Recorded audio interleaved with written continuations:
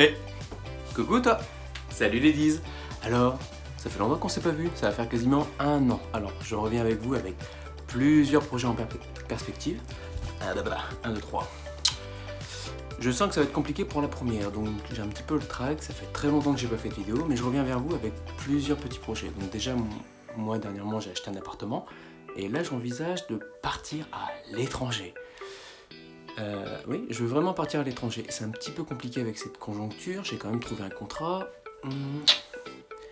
Mais j'hésite entre soit Stockholm, la Suisse, ou alors Londres.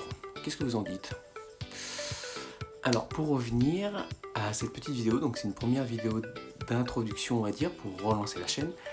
À partir de 2018 j'avais fait mon logo.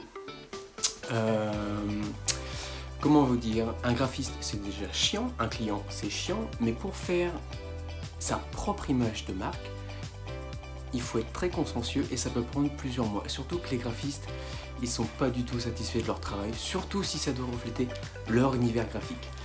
Alors moi j'avais fait un logo en 2018 et en 2019-2020, il y a une petite tendance qui est arrivée. Je parle pas forcément du branding, je parle du blending. Et qu'est-ce que c'est le blending? Alors tout simplement, je vais juste vous lire la définition. Tac tac tac tac tac. Le blending est facilement reconnaissable d'une marque. Elle s'opère dans l'efficacité de ses signaux.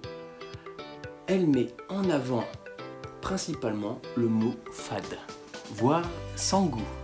Pourquoi? Parce qu'on s'est retrouvé avec des marques comme Google, Spotify, Pinterest, qui ont changé toute leur image de marque et qui ont changé leur typographie, alors qu'à la base elles étaient personnalisées à quelque chose de sobre, comme exemple la Montserrat. Cette typo est utilisée partout, comme la Gotham. Ce sont des typos grasses, rondes, épaisses, et d'où l'expression blending. Et aujourd'hui, je me retrouve dans la même galère. Donc, comment vous dire, j'ai l'impression que les tendances, elles ont quand même évolué, surtout avec cette conjoncture, parce qu'il y a des choses qui évoluent de 3 à 6 mois.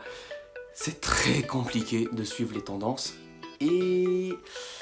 ah oui, j'ai ça aussi qu'à pousser. Et aujourd'hui, je me pose la question de savoir est-ce que c'est pas mieux de changer légèrement ma communication. Donc là, j'ai une petite vidéo dans laquelle j'ai commencé à traiter mon double M. À la base, j'étais parti sur quelque chose de très simple et d'épuré. Et aujourd'hui, j'envisage pourquoi pas de réapporter du dégradé. Donc, c'est ce qu'on va voir ensemble.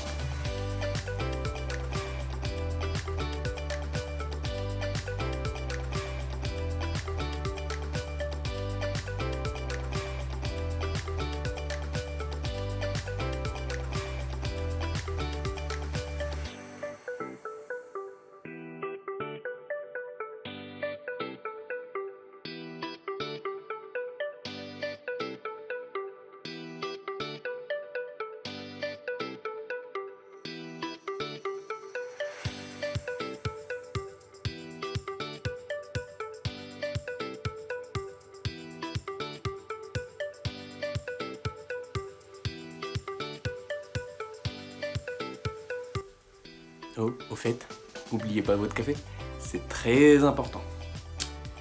C'est toujours le meilleur ami des graphistes, voire des développeurs, ou des personnes qui sont en télétravail et qui ont des enfants. Ça peut leur aider.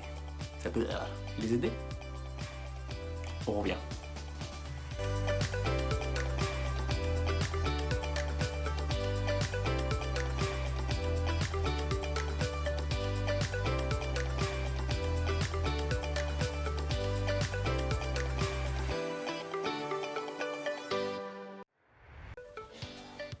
Donc voilà les Diz.